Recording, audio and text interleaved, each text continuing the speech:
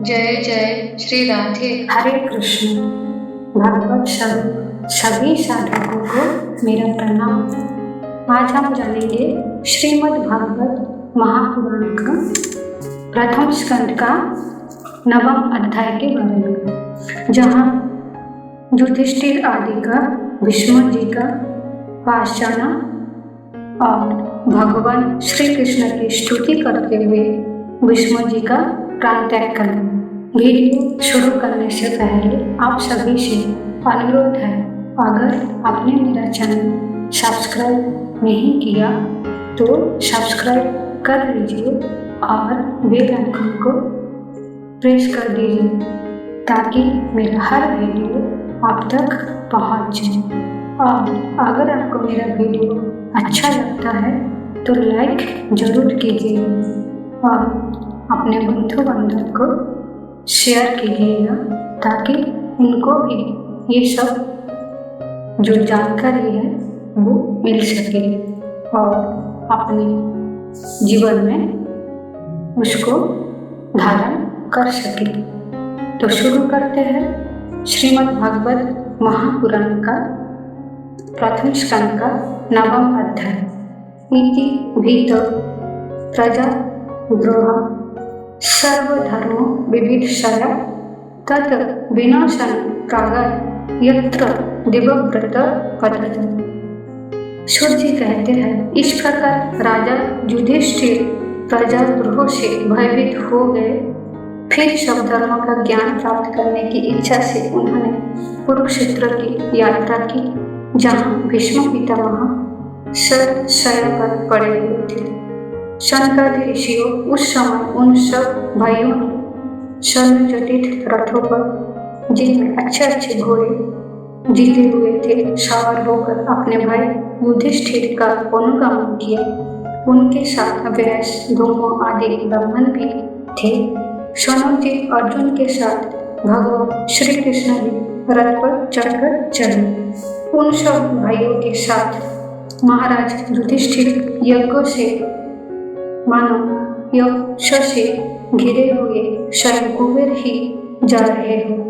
अपने अनुचरों पर भगवान श्री कृष्ण के साथ वहां पाकर पांडवों ने देखा कि भीष्म पितामह स्वर्ग से गिरे हुए देवता के समान पृथ्वी पर पड़े हुए हैं। उन लोगों ने उन्हें प्रणाम किए। सनक जी उसी समय भरत वंशियों के गौरव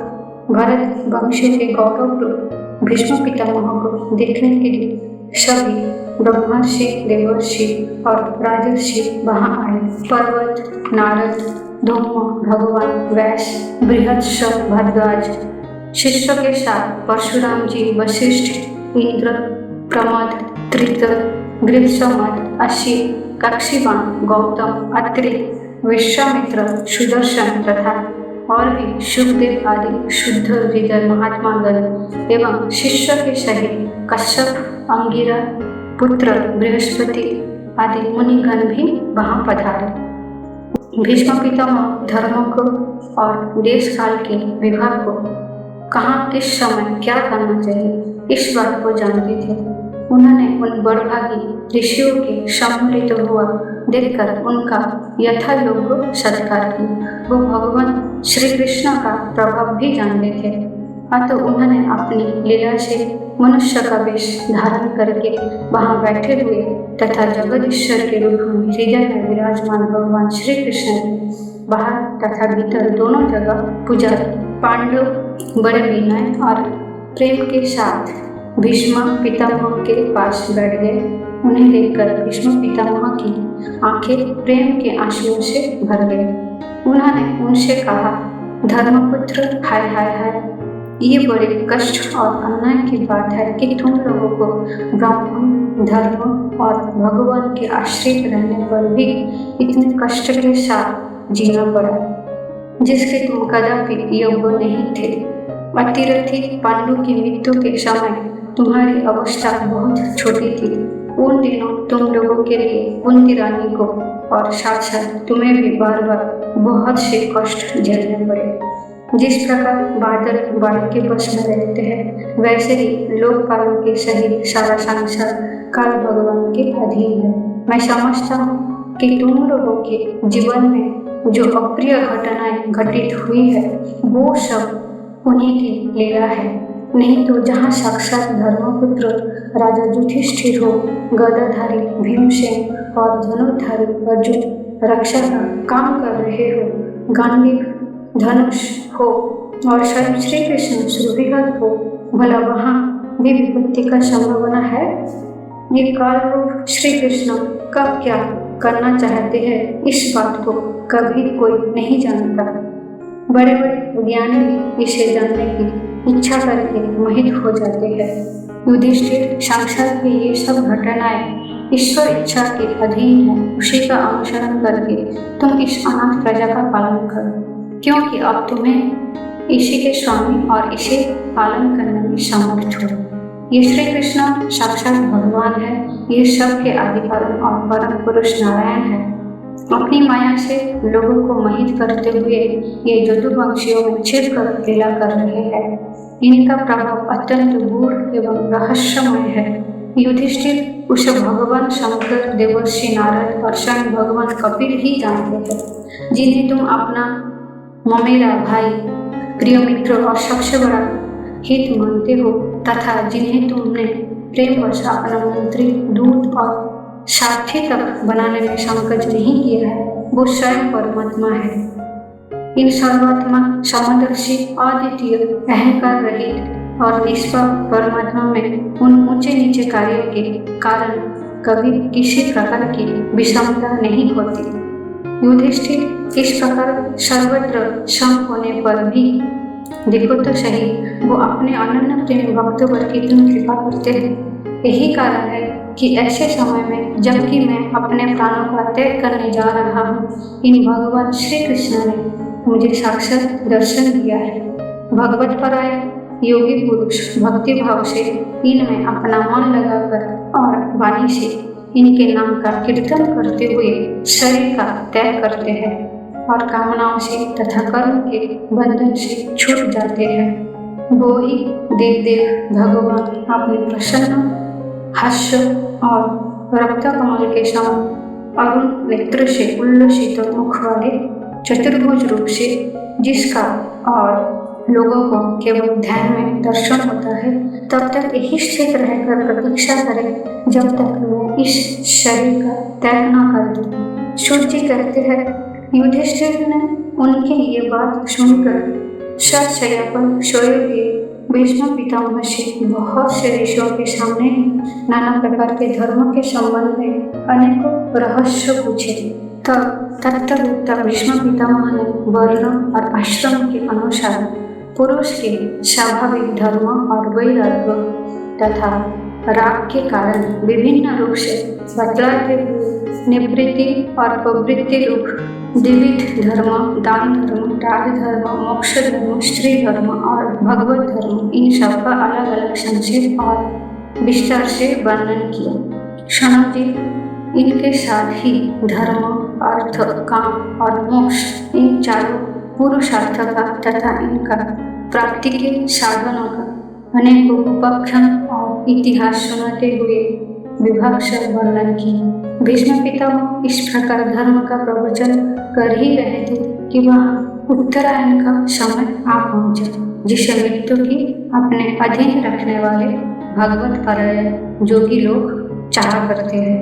उस समय हजारों रथियों के नेता भीष्म पितामह ने वाणी का चयन करके मन को सब ओर से हटाकर अपने सामने स्थित आदि पुरुष भगवान श्री कृष्ण में लगा दिया।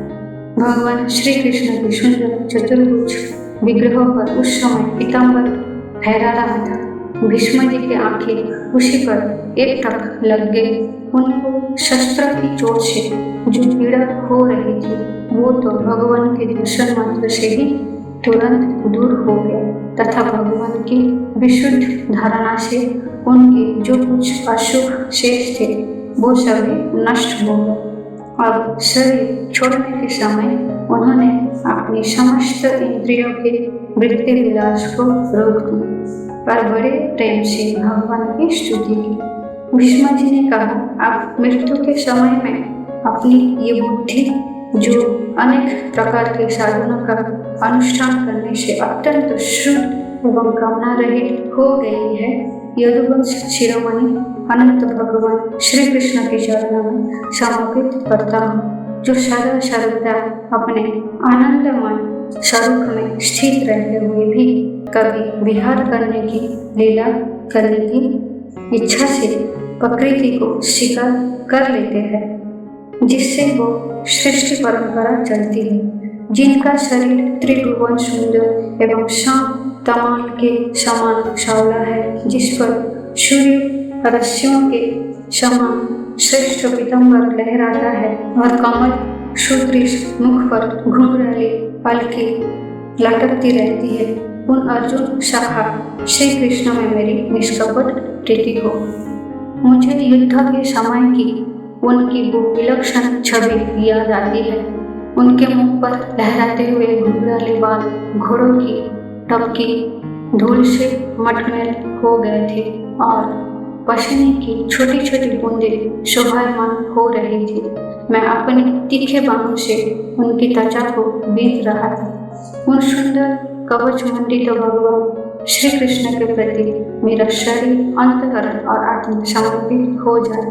अपने मित्र अर्जुन की बात सुनकर जो तुरंत ही पांडव सेना और कौरव सेना के बीच में अपना रथ ले आए और वहां स्थित होकर जिन्होंने अपने दृष्टि से ही शत्रु पक्ष के सैनिकों की आयु छीन ली, उन पार्थ शाखा भगवान श्री कृष्ण में मेरी परम प्रीति हो। अर्जुन ने जब दूसरे कौरवों की सेना के मुखिया हम लोगों को देखा, तब पाप समझकर वो अपने स्वजनों के वध से विमुख हो गए। उस समय जिन्होंने गीता के रूप में आत्मविद्या का उपदेश करके उसके सामूहिक अज्ञान का नाश कर दिया, उन परम पुरुष भगवान श्री कृष्ण के चरणों में मेरी प्रीति बनी रहे। मैंने प्रतिज्ञा कर ली थी कि मैं श्री कृष्ण को शस्त्र ग्रहण कराकर छोड़ूंगा। उसे सत्य एवं ऊंची करने के लिए उन्होंने अपने शस्त्र ग्रहण न करने की प्रतिज्ञा तोड़ दी। उस समय वो रथ से नीचे कूद पड़े और सिंह जैसे हाथी को मारने के लिए उस पर टूट पड़ता है। वैसे ही रथ का पहिया लेकर मुझ पर झपट पड़े। उस समय वो इतने वेग से दौड़े कि उनके कंधे का दुपट्टा गिर गया और पृथ्वी कांपने लगी। मुझ आतुरदाई ने तीखे बाण मार मारकर उनके शरीर का कवच तोड़ डाला था, जिससे सारा शरीर लहू लुहान हो रहा था। अर्जुन के रोकने पर भी वो बलपूर्वक मुझे मारने के लिए मेरी ओर दौड़े आ रहे थे। वो ही भगवान श्री कृष्ण जो ऐसा करते हुए भी मेरे प्रति अनुग्रह और भक्त वत्सलता से परिपूर्ण थे।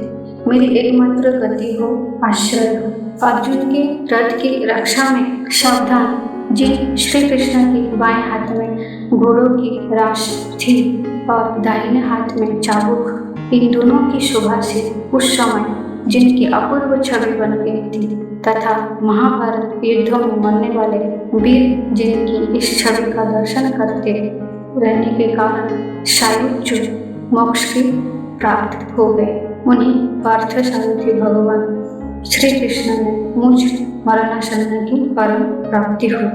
जिनकी लटकाली सुंदर चाल, हाव भावयुक्त चेष्टाएं, मधुर मुस्कान और प्रेम भरी चित्तवन से अत्यंत सम्मानित गोपियां रासलीला में उनकी अंतर्धान हो जाने पर प्रेम उन्माद से मत वाले होकर जिनकी लीलाओं का अनुकरण करके तन्मय हो गई थी, उन्हें भगवान श्री कृष्ण में मेरा परम प्रेम। जिस समय युधिष्ठिर का राष्ट्रीय यज्ञ हो रहा था, मुनियों और बड़े बड़े राजाओं से भरी हुई सभा में सबसे पहले सबकी ओर से इन्हीं सबके दर्शन भगवान श्री कृष्ण की मेरी आंखों के सामने पूजा हुई थी। वो ही सबके आत्मा प्रभु आज इस मृत्यु के समय मेरे सामने खड़े। जैसे एक ही सूर्य अनेक आंखों से अनेक रूपों में दिखते हैं, वैसे ही आजन्म भगवान श्री कृष्ण अपने ही द्वारा रचित अनेक शरीर धारण के जीवन में अनेक रूपों में जान पड़ते हैं। वास्तव में तो वो एक और सबके हृदय में विराजमान है ही। उन्हीं इन भगवान श्री कृष्ण को भेद भ्रम से रहित होकर प्राप्त हो गया। सूत जी कहते हैं, इस प्रकार भीष्म पितामह ने मन, वाणी और दृष्टि की वृत्तियों से आत्मा स्वरूप भगवान श्री कृष्ण में अपने आप को लीन कर दिया। उनके प्राण वहीं विलीन हो गए और वो शांत हो गए। उन्हें अनंत ब्रह्म में लीन जानकर सब लोग वैसे ही चुप हो गए जैसे इनके बीच जाने पर पक्षियों का कलरव शांत हो जाता है। उस समय देवता और मनुष्य नगारे बजाने लगे, साधु स्वभाव के राजा उनकी प्रशंसा करने लगे और आकाश में पुष्पों की वर्षा होने लगी। सनत जी, युधिष्ठिर ने उनके मृत शरीर की अंत्येष्टि क्रिया कराई और कुछ समय के लिए वो शोकमग्न हो गए। उस समय मुनियों ने बड़े आनंद से भगवान श्री कृष्ण की उनके रहस्यमय नाम ले लेकर स्तुति की। इसके पश्चात अपने हृदय को श्री कृष्णमय बनाकर वो अपने अपने आश्रम को लौट गए।